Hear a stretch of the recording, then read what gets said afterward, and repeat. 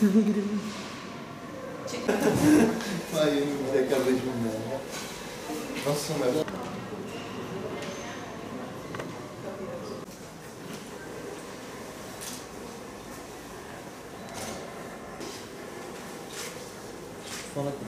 Bay bay. Ondan sonra da taburcu olacak. Merak etme. Nasıl oturuyor gördün mü? Bak Senin. sırtları açıldı. Kolumu kaldıramadığı için bunu kaldıramıyorum baba. Bunu kaldırıyor bak kaldır. Kaldırıyor öyle destekle. destekle. Bu da Tamam. böyle Çok şeyle fazla hareket alışacak, etmiyoruz. alışacak. Çok güzel. 14. 15'te bırakacağım. 15. Tamam, dinlen şimdi. Burada trombolitik tedavi ve trombektomi şeklinde her iki ilme tedavisi de uygulanmakta.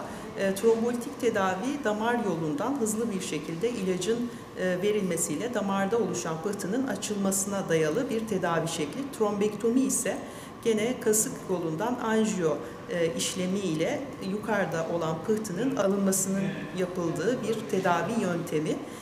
Bu iki tedavi ayrı ayrı uygulandığı gibi beraber de uygulanmakta. Sonrasında hastalarımız ilme merkezimizde 24 saat yakın gözlem altında olmakta ve 24 saatin sonunda şifa bulan hastalarımız nöroloji servisine devir edilmektedir.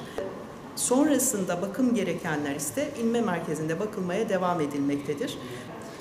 İlmenin belirtileri yüzde asimetri olması, yüzün bir tarafında veya da ağızda kaymayı görmemiz, hastanın konuşmasında bozulmayı fark etmemiz ve kol ve bacaklarda güçsüzlük. Eğer bu belirtileri fark ediyorsanız çok acil bir şekilde hemen 112 haber vermelisiniz ve 112 tarafından hasta kapsamlı bir ilme merkezine hemen yetiştirilmelidir. İlmenin erken tanınması çok hayati bir konudur. Çünkü eğer ilme erken fark edilmezse ve erken müdahale edilmezse hastada kalıcı özürlüğe sebep olabilecek en önemli morbiditelerden birisidir. Daha önceden kalp ameliyatı oldum, bypass. Ama 13 Ekim sabahı uykudan kalktığımda başımda şiddetli bir ağrı vardı. Tam tepesinde şurada. Eşim sordu ne oluyor diye, dedim başım ağrıyor. Benim hiç bu zamana kadar böyle bir baş ağrısım olmuyordu dedim. Yani oluyordu normalde de bu çok berbat bir şeydi. Ondan sonra kalktı ayağa eşim, baktı, dedi ki ya seni konuşurken ağzın yumuluyor.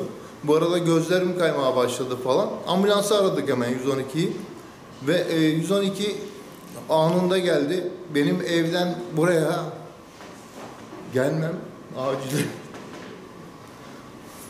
10 dakika. Ve 10 dakika içinde ulaştığım için ben şu an eski hayatıma dönmeye başladım. Gayet iyiyim. Hocalarımın sayesinde, hemşire hanımların sayesinde sağ olsunlar. Çok çok iyiyim yani. Eski sağlığıma daha da kavuşacağım. Allah razı olsun sizlerden hocam. İlme merkezimiz 2016 yılından bu yana hizmet vermekte.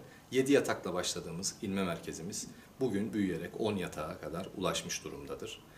1500'ü aşkın hastamıza şifa kaynağı olan ilme merkezimizi ilme hastalarımıza daha çabuk hizmet verebilmek ve daha çabuk bu hastalık grubumuza müdahale edebilmek adına ilme hastalarımızın ilk başvuru noktalarını kalp binamız, acil servise ve ilme ünitemizin bulunduğu binaya taşıdık. Bu süreçte emeği geçen tüm arkadaşlarıma ve bu 1500 hastanın tedavisi süresince de hizmet veren tüm ekip arkadaşlarıma teşekkür ediyorum.